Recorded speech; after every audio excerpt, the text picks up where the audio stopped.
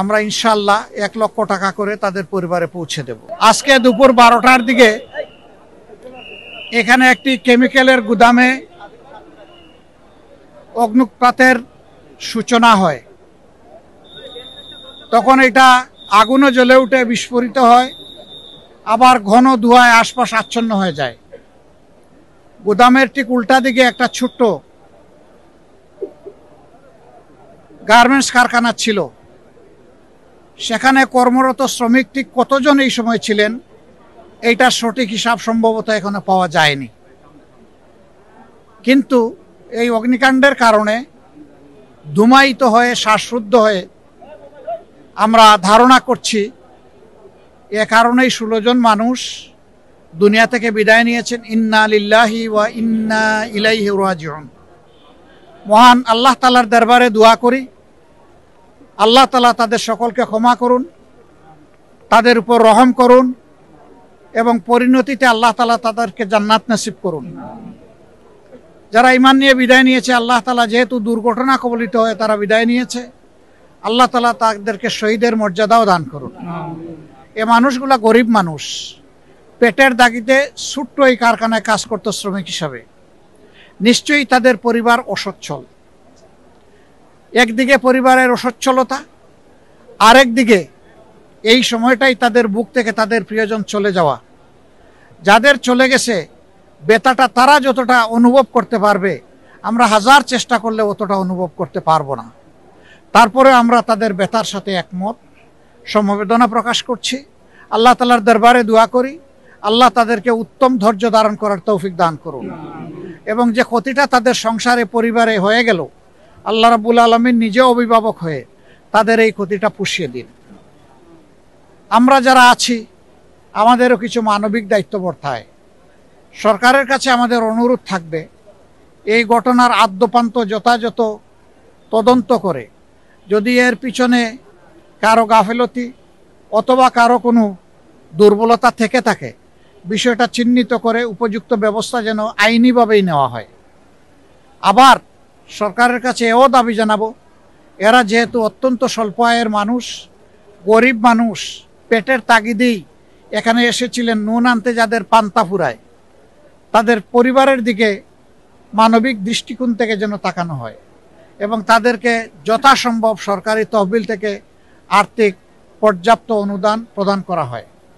আমরা একটা সংগঠন হিসাবে মানবিকতা আমাদের অন্যতম অগ্রাধিকার। আমরা এই ধরনের ক্ষেত্রে চেষ্টা করি যত দ্রুত সম্ভব ক্ষতিগ্রস্ত পরিবারের পাশে দাঁড়ানো। ইনশাল্লাহ এই ক্ষেত্রে আল্লাহর মেহেরবানি তার ব্যতিক্রম হবে না। আমরা খুব দ্রুতই তাদের পাশে দাঁড়াবো। আপাতত পরিবারগুলোকে যারা নিহত হয়েছেন তাদের মাথা পিছু আমরা ইনশাল্লাহ 1 লক্ষ টাকা করে তাদের পরিবারে পৌঁছে দেব। আমরা অনুরোধ জানাবো, সমাজে যারা সম্পদশালী বিত্তশালী মানুষ আছেন তারাও যেন মানবিক দৃষ্টিকোণ নিয়ে এগিয়ে আসেন। আমরা আহ্বান জানাবো, আমাদের মতো মানুষের জন্য যারা কাজ করেন সেই সমস্ত রাজনৈতিক সংগঠনগুলো তারাও এগিয়ে আসবেন এবং এই ক্ষেত্রে আমরা সবাই দায়িত্ব ভাগাভাগি করে নেব। যদি আমরা সবাই একটু একটু করে হাত বাড়াই এই দুস্থ পরিবারগুলোর দিকে, তাহলে তাদের কষ্ট ভুলে যেতে হয়তোবা এটা সহায়ক হবে, হয়তোবা তাদের বাচ্চা কাচ্চাদের কপালের ভাঁজটা একটু দূর হবে। আমরা আল্লাহ তাআলার কাছে দোয়া করি, আল্লাহ যেন এই ধরনের পরিস্থিতিতে আমরা যারা ভালো অবস্থানে আছি তাদের সকলকে হৃদয় দিয়ে অনুধাবন করার তৌফিক দান করেন এবং বিপন্ন মানুষগুলার পাশেও যেন আল্লাহ দাঁড়ানোর তৌফিক দান করেন। আমি বিশেষভাবে ধন্যবাদ জানাবো এখানে শৃঙ্খলা রক্ষায় যারা নিয়োজিত হয়েছেন এবং অগ্নি নির্বাপনে যারা দায়িত্ব পালন করছেন। জীবনের ঝুঁকি নিয়েই তারা দায়িত্ব পালন করেন।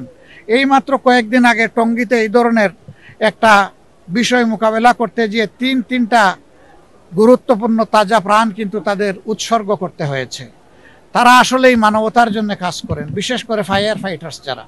আমরা তাদের জন্য দোয়া করি আল্লাহ তাআলা যেন তাদেরকে হেফাজতের ব্যবস্থা করেন, তাদের কাজও যেন আল্লাহ সহজ করে দেন এবং তাদের মাধ্যমে যেন ক্ষতিগ্রস্ত বিপন্ন মানবতা উপকৃত হয়।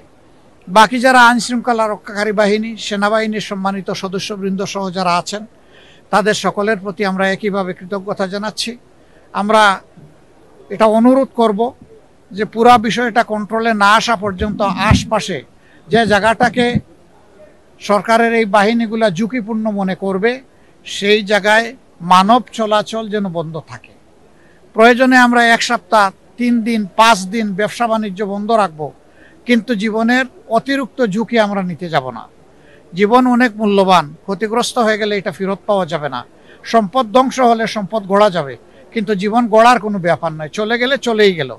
এই জন্য পর্যাপ্ত সতর্কতা এবং যথার্থ কর্মপন্থার মাধ্যমে আমাদের এই পরিস্থিতি উন্নয়ন হোক এবং এর সমাধান হোক, সেই দুয়াই আমরা করি, সেই কামনাই আমরা করি। সবাইকে ধন্যবাদ। আসসালামু আলাইকুম ওয়া রাহমাতুল্লাহ।